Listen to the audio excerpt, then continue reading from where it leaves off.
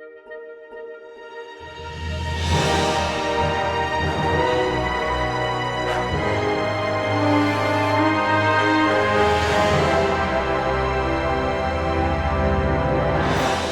it going, everyone, and welcome back to yet another exciting video regarding composition. In this specific video, I want to talk about the technical considerations that are pertaining to your frame so that you can start composing your shots in a much better way. So stick around, we're going to be quick with this one, and then we can move on the more interesting stuff. So when we talk about your frame, we're talking about two things mainly. The first one is the format and the corresponding aspect ratio. So when we look at first how things were starting out in the industry, is we had something that looked more like a square, and this was the format made for TV, and the aspect ratio was 1:33:1, as we would call it. So why do we call that aspect ratio like this? Well, because if you take, a square, for example, that square has an aspect ratio of 1:1. So that would be the aspect ratio 1:1, okay? So if we're talking about purely the first aspect ratio here, the one for TV, is 1:33:1. So it's slightly wider than a square. So if we take that, we would say 1 is the height here, and this size would be 1.33 times bigger than the corresponding height. And this is why we call it the 1:33:1 aspect ratio. Filmmaking came just after painting, and painters used to paint mainly on a square canvas, and that was transformed and transported in a way to the film capturing devices that we call cameras, okay? And then later on, people realized that it would be more, in line in how we see the world to be represented into a rectangular shape. A rectangular shape would be more pleasing to the eye, and this is where they started to develop formats that would be much wider. So the one that everyone knows is the one that's 1.78:1, because we call that 16:9 as well. And commonly when you buy a TV set or something similar, you would have people saying, yeah, it's a 16:9 widescreen format, okay? As opposed to the previous one, which was called 4:3 as well. In comparison, this one is 16:9 and this one is 4:3, okay? But overall, when we're talking about digital cameras now, they're mostly capturing in this format. And then we had an aspect ratio that's 1:66:1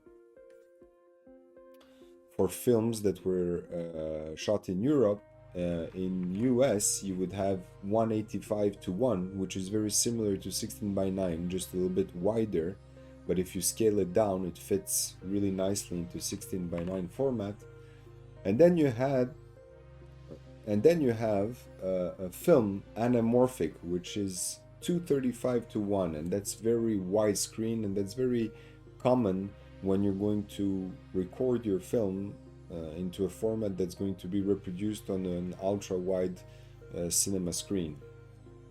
Now, for that specific format, you would need also specific lenses that can squeeze the picture so that it can fit on a more rectangular format camera, because your capturing sensor of the camera mostly will be in a format that's rectangular. So fitting such a large frame here into a square requires a specific lens that squeezes the image, and then you unsqueeze, if you will, that image later on in post-production.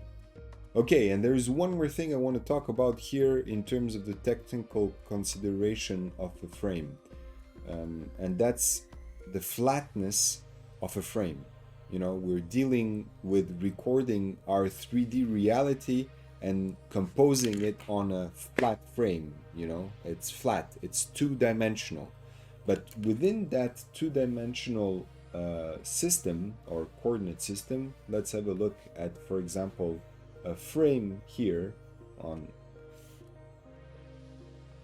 a 16:9 aspect ratio. Okay, we need to think about this as having a 2D coordinate system. So this would be our X and this would be our Y. And then there is obviously another axis that's called the Z-axis, and that Z-axis is actually what creates depth in your shot. Okay, and that's very important, how you're going to use that Z depth. So you can decide to make your shot flat on purpose, you know, to make it more interesting.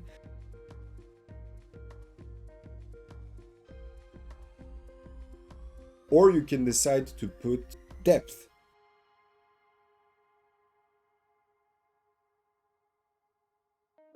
And emphasize depth, because mostly you will not want to have a two-dimensional frame. You will want to have a three-dimensional frame that has depth, either by, you know, showcasing depth in a specific way, or having movement to showcase depth and placing elements in different parts of your picture that move in and move out to emphasize depth. But whatever you do, most of the time you will want to have depth. Okay, who wants to be flat? Really, who wants to be flat? No one. No one, really. Everybody wants to have depth. Everybody wants to be unique, just like everyone else. Okay, remember that.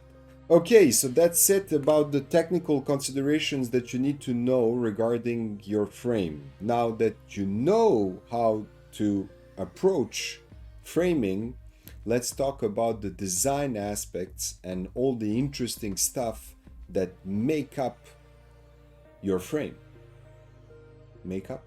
Yeah, makeup. Actually, that's cool. It's the cosmetic part of composition.